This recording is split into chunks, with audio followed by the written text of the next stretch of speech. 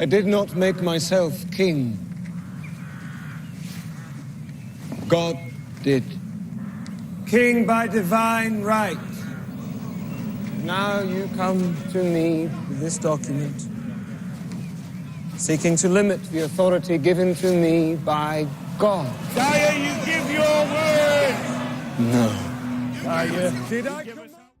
In the past 5 to 6 years on YouTube, I have never felt the need to create a video tailored towards criticizing one or a group of individuals in particular, and something that falls under the category of guild drama. But today, for the next 15 minutes or so, I feel it completely necessary to take the time to warn you about a guild and person you might come across in Anvil Empires known as Ranger, the leader of NIO. Before we get started, I just want to say to any remaining members of NIO, I hope you take the time to watch this video in full, and if necessary, talk to some of the people involved to hear more about their experience with this person and why you should be incredibly wary going forward. Now, before we dive into the main individual that brought us to making this video today, I need to provide some context for the game this is a part of and a previously one made that this stretches back to. NIO and all of us involved are players of a game called Anvil Empires. This is a massive war-based medieval MMO developed by Siege Camp and currently in pre-alpha. And they're also the makers of a well-known World War II game with a similar premise known as Foxhole. I was one of the second-in-commands of a guild called New Imperial Order that this individual is the leader of. Yesterday myself and over 50 regular members in leadership made our grievances known while we announced our official exit from the guild. To better understand what led up to this moment and why I'd like to warn you against joining NIO, let's break this down into parts. Recruitment. Currently, because Anvil Empires is in a pre-alpha stage, the only way to become a part of its test at the moment is to request access via the Steam page a few days before the test becomes available. During this time, they'll open the pre-alpha signups and you're capable of requesting access, but you have to be invited, also known as lucky, to have the chance to make it in. Ranger, the leader of NIO, has a very special tactic that ties into recruitment, which is part of why the guild is capable of recruiting members so quickly. Ranger so far has created over 300 Steam accounts tied directly to his business email as I understand it, and over time has requested access on all of them, and this has led to him gaining a stockpile of accounts with pre-alpha access that he can give out freely. Very often Ranger and his designated recruiters were offering potential members the ability to gain guaranteed access to the game, and all they had to do was become a member of NIO and request one of the many accounts he had made for this purpose. This serves two things. The first, it's a lot easier to gain your loyalty to the guild if he acts as the bridge for your ability to gain immediate access to testing a product that you're extremely excited for. The second part is that there's a degree of control gained over you because although you'll be able to change the name of your profile in certain aspects, ownership of the Steam account that has pre-alpha access will always belong to him and can be taken away at any given moment. Luckily, myself and many others that left did not need to accept this offer because we already had access, and because of that, he doesn't have the same level of control, which allows us to speak more freely about his character. The second aspect of his recruitment is that he does it in mass. He doesn't care who joins as long as it's as many people as he can get, and he'll employ tactics such as personal DMs to members of the Anvil Discord, constant communication from himself and us to the members of the game that we're recruiting while inside the tests, and alongside reposting the clan recruitment thread on almost a daily basis in the Anvil Empires clan section, he will either get us or himself on his main or alternate Discord account to publicly message people in the Anvil Discord community to try to bring members in however possible. This would also extend to embellishing member accounts and activity in both public Anvil Empires messages and clan recruitment thread itself. This all helps alleviate the constant recycling of people in NIO that leave for one reason or another, and altogether serves as a way to ensure that even with the very bad reputation, the guild will still flourish in the end. Leadership. Ranger has a very unique type of leadership. I was able to get lucky enough to start joining into one of the Anvil Empires pre-alpha tests over 2 months ago, and on my second day I came across a very good group of people in the Remnant faction led by a man named Colonel Jacobs, who later turned out to be one of the most frustrating and manipulative people I've ever come across in online gaming. And this man was also known as the one they call Ranger. You see, something odd that I noticed is that very quickly after I joined this game and played through about 1 to 2 tests with them, I noticed a silent exodus of some of the leadership who later came to be known as a community in Anvil Empires known as Iron Guard, but in their place, myself and several others were reached out to by this individual and given an opportunity to become leaders where they had been lost. Initially, this man struck me as nothing less than a leader who was down on his luck and had a disagreement with those that followed him, and at the time I saw no reason not to accept. I was grateful even. I quickly became one of his new consuls, which was known in the Guild of NIO as a second in command, and over the next few weeks myself and several others helped him plan the prosperity of the guild's future, which led to many meetings, speculation, research, testing, spreadsheets, and damage control that all started to crumble solely by this man's actions. As a leader of NIO, your experience with Ranger will likely be this: his strength, and the only thing I can positively give feedback on, is recruitment. In all other aspects, he is either wildly incompetent or a complete dictator. You will likely come up with plans in hope of logic that can serve as nothing but a benefit for the guild as a whole, and he may initially agree with you, only to soon after completely discard yours and the other members' ideas for only ones that he deems acceptable. Either that, or he will hide under the statement that he has received feedback that the idea that everyone initially agreed on would no longer work, or should be done a different way. When in reality, it's only him that doesn't agree with it when he feels like he doesn't have enough control. Let me present an example. We spent the better part of 2 weeks before this persistence test meeting with Ranger and talking about the best way to handle various aspects of guild policy he wanted to create, such as how to handle inventory of items we obtained in the game, both normal, miscellaneous, and rare. Now quickly, the majority of us, meaning leadership and regular members, had met with him inside and out of official meetings and presented the idea that we could have what was known as a war stock, which would be a property protected warehouse where we could, for example, get 10 swords or pieces of food, deposit 2 of them inside, and then take the rest to publicly available storages for the rest of the members to access. This was something he had also agreed was a good idea, only for a week later to decide, after he had begun getting suspicious of quote-unquote insiders and spies sent by the enemy into the guild Discord, that instead we should no longer let any of the resources be available to the guild freely, and instead should lock all of them up, and have them request an officer or a gate guard to let them in so they can grab what they need. This was something that us in leadership had massively disagreed on for multiple reasons. The first is that it would severely impact productivity if we as officers and leaders have to worry about monitoring and granting people access to a resource they need every single time, as opposed to just trusting them, and if a situation should happen, we would be able to quickly replace it. Alongside this, we had also agreed to a war stock idea, which would help prevent this by always having an emergency supply we could fall back on. To try to get us to agree, he came up with the idea to put it to a vote in the community, which was something that I thought would be a good idea,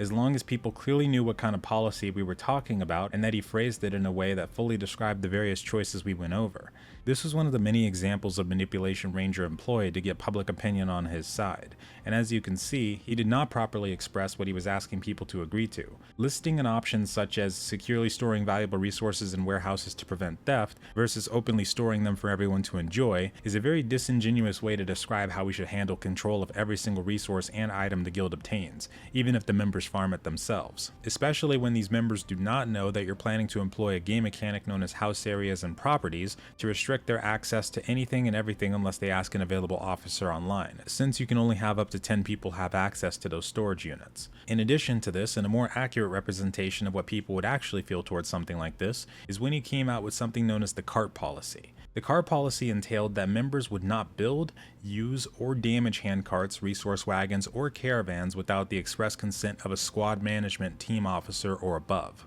They were to be kept under lock and key in a designated cart zone, and you must head over to the specific zone and ask an officer or above to obtain one, and would be approved or denied based on the task you are undertaking and your priority. Once you've completed whatever task you need it for, you are to bring it back to the designated zone, and if your handcart, horse, resource wagon, and or caravan were to be stolen or killed, you would be required to compensate the new Imperial Order fully with the resource cost prior to being able to take any logistics or military operations. To prevent internal griefing, you may also be given a formal infraction to your clan profile, limiting your access to certain guild features. Now naturally, this was met with a lot of disagreement, and even ended in 1 or 2 members leaving because with all these policies and regulations, it was starting to feel like the members were going to be too heavily micromanaged because it was assumed they can't be trusted. His common response to this, despite Anvil Empires being a faction-based game, was asking people how they thought we should handle defense against griefers when firstly, there's already rules in place set by the developers themselves to combat this, but also that we had already agreed to a specific plan of the war stock so we could have emergency supplies in case something like that ever really did happen. Alongside that, we in logistics would work to replace anything lost in exchange for the members' ability to keep up production and access these resources freely, and not be punished because of our own personal suspicions. Despite this, this, he had gone behind our backs during the persistence test and started doing this anyway, and it cost us a great deal of preparation time when the enemy showed up on the eastern side of our capital city, intending to burn it down. We lost out on several minutes of prep because shortly before this, he put down a property area around the keep and various places around the settlement that prevented both some of us and any members of the faction that spawned there to assist in the upcoming defense. Something else that can also be said about his leadership style is that very often he would claim that NIO is not a place for drama and negativity, when he himself would be the one instigating it both between other clans and individuals across channels both in-game and out. 99% of the problems and hate NIO has received over its lifespan and will continue to receive all tie into what he's said or done directly and his inability to acknowledge the negative things he's done in the past. Schemes. Ranger has a knack for coming up with ideas that either go against the very nature of the game or do nothing further than serve his own benefit in exchange for the guild's reputation. My first example is the Imperial Doctrine. Around June 28th, Ranger PM'd me with the policy that would dictate how the new Imperial Order would operate within the realm of Anvil Empires as a collective. It went over how NIO strives at its global expansion, conquering lands and expanding to vast areas of the world, stating that the Imperial Order is isolated and does not intervene or is interested with any other alliances or conflicts, however, may force a nearby settlement to raise the NIO banner. Now for me, this was a problem for two reasons. Firstly, and like I mentioned in my reply, the game doesn't even allow for this type of behavior because aside from shooting people with the bow or throwing a spear, there is no friendly fire and no way to really enforce our will over other clans even if we wanted to. But further than that, I stated that we would, in reality, need all the alliances we could get, and not only would this hinder it, but may also give us the reputation of griefers and potentially get the majority of us banned. His response was that he misspoke, but only later did I realize that he very much meant what he said and would already start trying to enact it with some of what came next. Another scheme that was brought to light is how he attempted to recruit another group in the enemy faction to something he called the Senate, and would offer them information, silver, and scouts in exchange for their cooperation in attacking guilds in the Remnant faction he didn't agree with. Some further context to this is that it's rumored the guild in question he would have had them assault first would have been Iron Guard, the guild I mentioned before that was made up of previous leadership of NIO that left before us. An additional piece of context to this is that you may notice it does not say Ranger on the person sending the message in this DM, but a person named Astatine. This is something I wish I had recorded my screen for, but the day that the persistence test began, we all had a meeting in NIO regarding our plans for the day, the spreadsheets we had created to assist us, and any other questions or concerns members had going into it. The main topic myself and other leadership brought up to him was that the night before, myself, Julius, a regular member, Van Kings and Fallen, who were also leaders alongside me, had been talking about how in the beginning stages of Foxhole, the other game Siege Camp made as I stated before, it mirrored a lot of what we were already seeing in this one.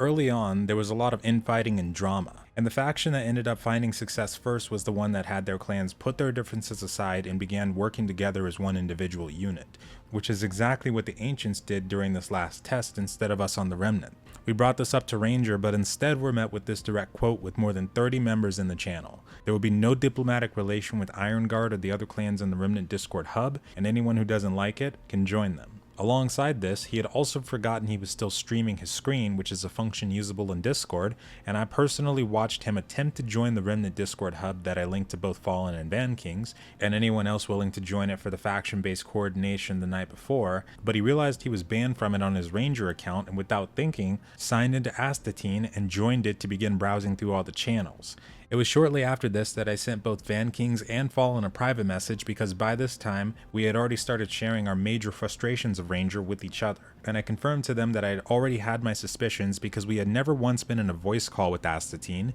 but that this confirmed that he was in fact an alt of Rangers. This was normally an account he would jump on to save face anytime members of the Anvil Empires community would call him out for his actions, or if he wanted to message people in public without drawing any attention. Also, the reason that Iron Guard started calling him out after the pre-alpha test is because towards the end, when we lost the bridge fight and Ancients pushed up to our settlement, only after it got destroyed did he finally let us support Iron Guard and help them defend their base from the huge wave of Ancients. But after we did this and they won the defense, he apparently started trying to use their base as a hub for further recruiting to NIO, bringing new players in without permission and having them pledged to their houses, in addition to taking resources without asking and bringing our remaining members on our last few military operations with gear from Iron Guard that he had no intention of paying back. After all this interaction had happened, instead of apologizing and owning up to his mistake, he once again placed a finalized restriction on any interaction with IG or any other guilds in the Remnant hub, which to me also further presented his hypocrisy, because it seemed that it was okay to freely take from other guilds, but when it's ours he wants everything locked down tight. As a last example, shortly after this, he was banned from the Anvil Empires Discord because he would not stop tagging the mods and stirring up trouble. So he then began posting about claimed mod abuse in the NIO Discord, which ended in the cherry on top that is now deleted, stating that we need to try and replace the official Anvil Empires Discord moderation team. These are only about half of the examples I can bring to light regarding his schemes and how he will inevitably create problems for NIO at every turn, but it's only the tip of the iceberg when it comes to his negative leadership qualities. He's the type of leader who'd be willing to accuse even our most dedicated members of spying and leaking information just because they've spent time in other community discords to chat, which they were completely upfront and honest about. This shows an interaction of only one of these times where he accused our main cook and farmer Cadman of being a spy, even though this man literally supplied our entire settlement by himself in the test before with food and crops without skipping a beat. History. Now, the reason I mentioned early on that Ranger's antics stretch all the way back to Foxhole is because apparently he's well known there as a griefer and traitor to his faction, as leader of a clan called something along the lines of the 75th Ranger Regiment. This is something I was told by other clans in the Remnant factions and players that have dealt with him before, but apparently, alongside being completely hardware banned from the game, he's known for selling technology to the enemy faction in exchange for resources that would only have strengthened his own clan. For further context, in Foxhole there are two factions similar to how we currently have it in the Anvil Empires testing. For Foxhole it is Colonials versus Wardens, and from what I was told and researched, these technology items are crucial resources you have a chance to get while gathering scrap and serve as a way to improve the power available to you as an entire faction. Him selling this put his team at a significant disadvantage, and although I'm unsure if this led to his direct hardware ban from Foxhole, it seems to be one of the main highlights the community refers to when talking about his past. The future. The future of NIO is truth be told uncertain, but from everything I've learned during my time interacting with this person, I can tell you that I believe honestly there is no way the guild can succeed long term under his leadership. Not only that, but as I told him as much, his actions have forever tainted the name of NIO, and if he has any respect at all for the members still remaining that are just interested in enjoying the game, he will disband the guild and allow them to find a home where they won't just be considered a body to be thrown at anyone who he deems an enemy. It will ultimately be your decision, but I hope that with the facts and opinions presented from all parties, you will decide against joining under him. At the end of the day, he only cares about himself, and anyone that'll let him, he will be happy to drag you down with him into the abyss where he will be going one way or another. Make sure to check out the image gallery posted by people in the Remnant Discord if you'd like a bit more context. I'll have it linked below, and with that, thanks so much for watching.